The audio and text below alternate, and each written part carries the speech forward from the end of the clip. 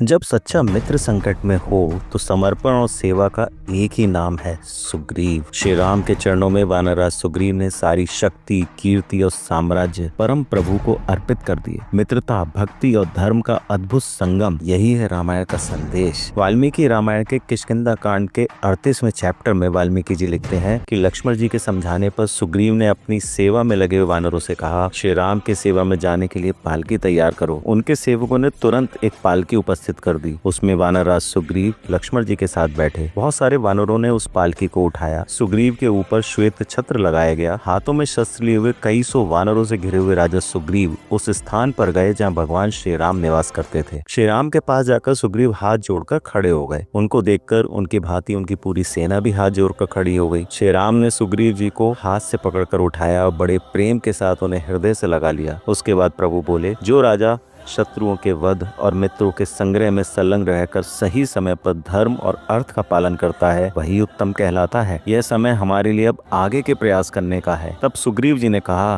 प्रभु, मेरा धन, कीर्ति और ये साम्राज्य सब आप ही की कृपा से प्राप्त हुआ है। मैं सैकड़ों बलवान वानरों को लेकर यहाँ आया हूँ और अभी बहुत सारे रीछ, वानर और लंगूर जो देखने में बहुत भयंकर हैं और इस वन स्थान को अच्छी तरह से जानते हैं, वह भी आ रहे हैं। रघुनाथ जी, यह देवताओं और गंधर्वों के पुत्र हैं और इच्छानुसार रूप धारण करने में समर्थ है। यह श्रेष्ठ वानर अपनी सेना के साथ चल पड़े हैं और इस समय मार्ग में है। इनकी सेना में कुछ 10 करोड़, 10 अरब, 10 पद्म, कुछ 1 पद्म वानर सैनिकों के साथ आ रहे हैं। कुछ की सेना में समुद्र तथा शंख तक की संख्या है। ये सभी वानर यहाँ उपस्थित होंगे और हम युद्ध में रावण का वध करके सीता जी को लंका से ला कर देंगे। सुग्रीव की बातें सुनकर श्री राम को बहुत प्रसन्नता हुई। उनके नेत्र खुशी के मारे खिल उठे और अब प्रभु प्रसन्न दिखाई दे रहे थे।